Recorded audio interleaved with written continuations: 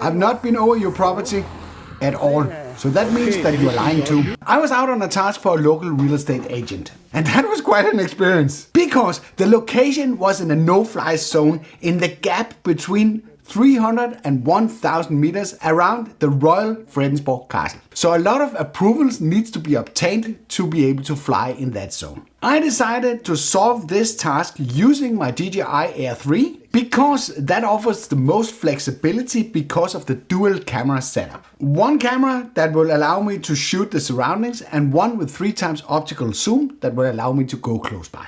Was the light the best? Probably not. But this is what I had to work with to make sure that there was enough sunlight in the garden at that time of day to be able to do some proper recordings. When I arrived on location, the first thing that I needed to do was to call the castle, the guards up there, and notify them that I was conducting my drone business. This was, by the way, part of the approval.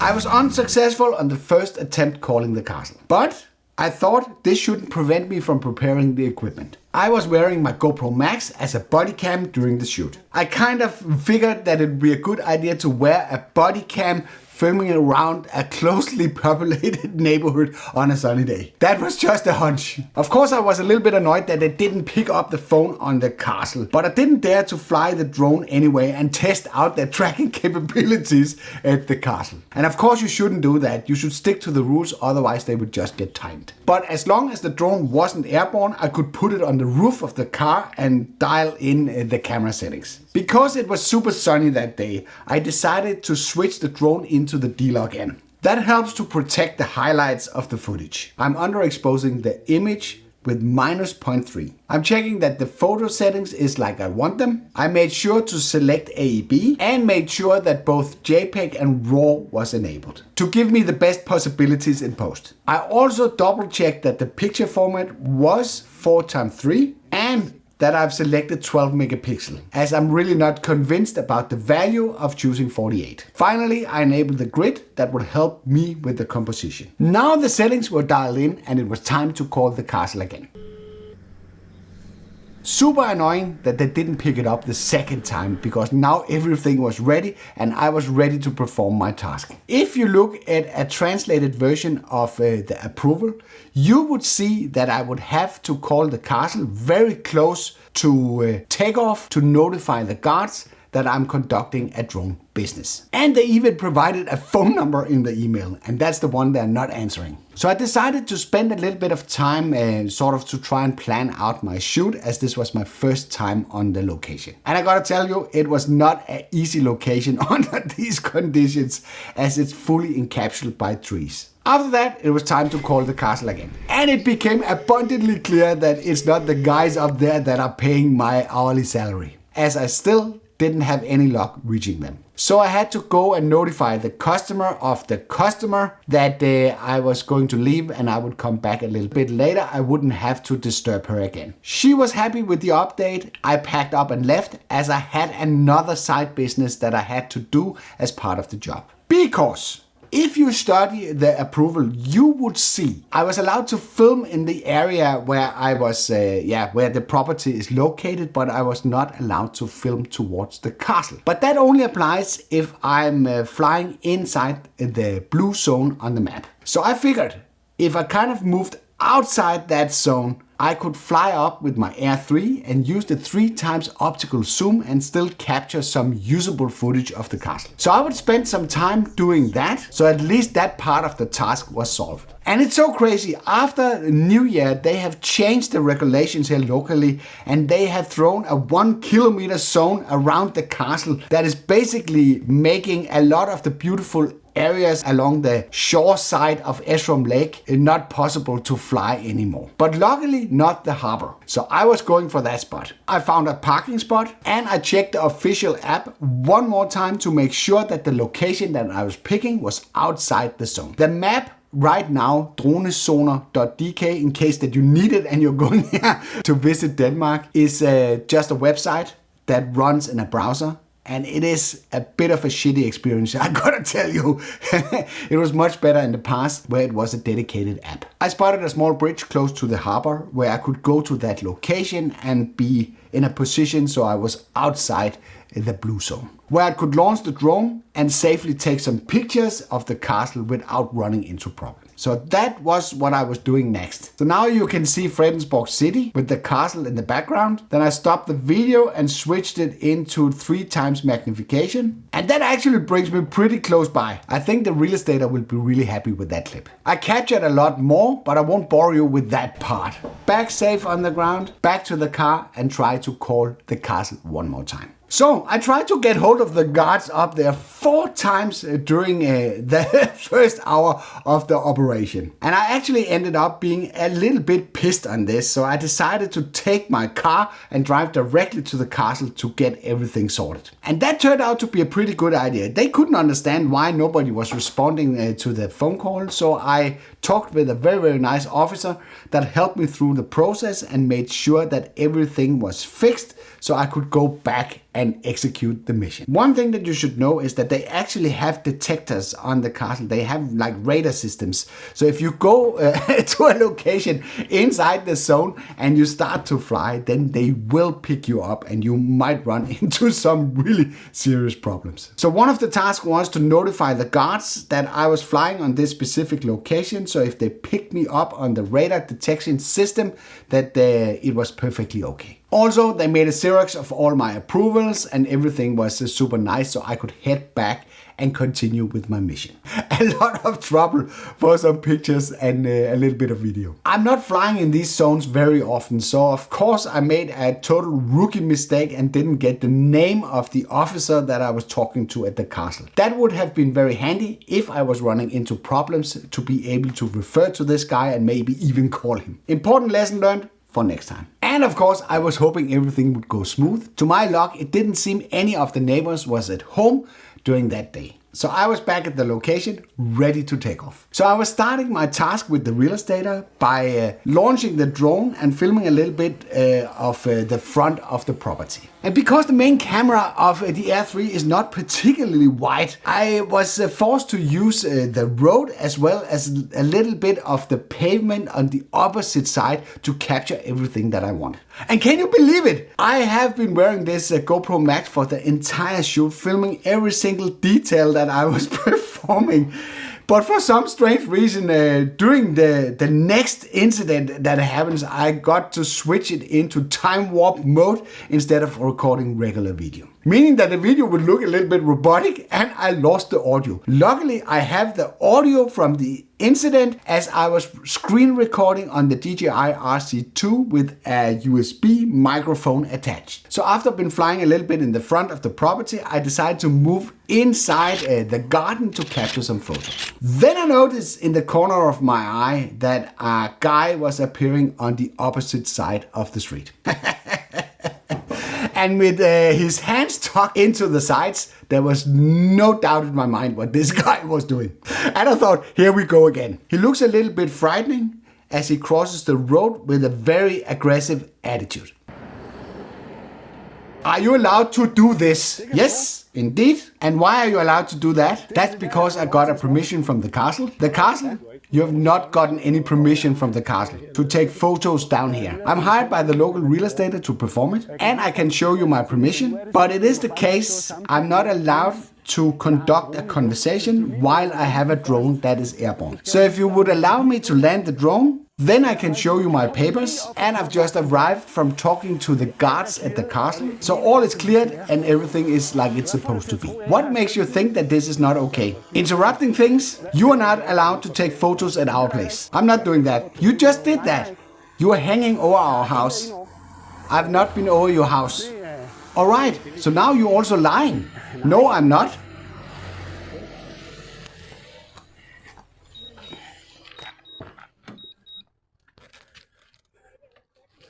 No, I do not. But take a look at this.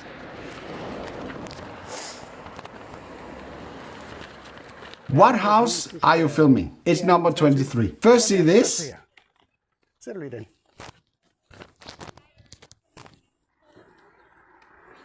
It's possible you have permission to be over that property, but not ours. I have not been. You have just been in there. No, I have not. Try and take a look. Then you see this one. I need your name and you're welcome to have that. Is it then okay that I continue with my work? Yes, if you keep to your own side. Yes, no problem in that, but I'm allowed to fly the road. Otherwise, call the police. Then you must call the police. I'm fed up with this and I don't want to listen to you. I will do that then. Give me my papers. I need your full name and address. It's already there on the papers. Where does it stand? You know what? I want to do something that's even better for you. Is it you that is this man? Now I'll do something that's even better for you. So you know exactly who you're dealing with.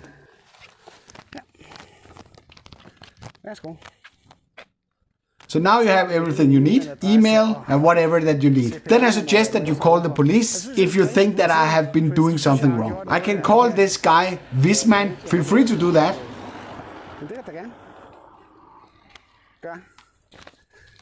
You should be more than welcome to do that if you just stop interfering with my work. And then you need to hand over my papers. Feel free to take some photos of them and give them back when you're done. When you're done with this. Maybe you can ask the lady in the house that it's okay that I'm conducting this flight instead of getting all winded up. Would you please inform your neighbor that I'm allowed to fly here? Yes, that is the agreement. He's flying over our property. No, I have not.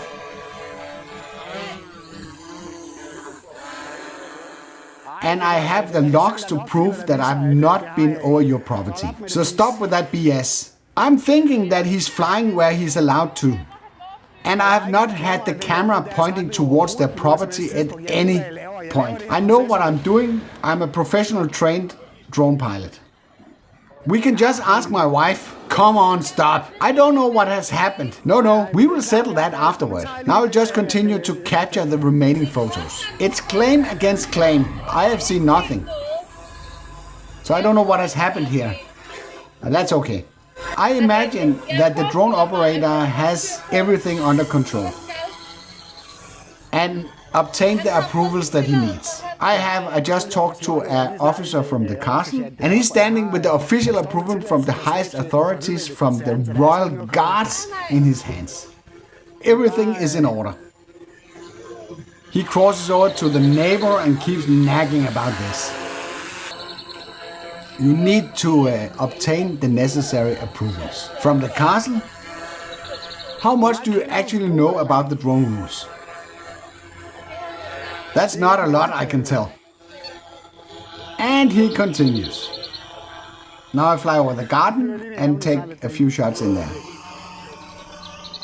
I'm also allowed to fly over the road. We agree on that. It's not your road, yeah. I've told him that he should call the police in case that he disagrees and thinks that I'm doing anything illegal. I am allowed to tell you that you're not allowed to fly over our property.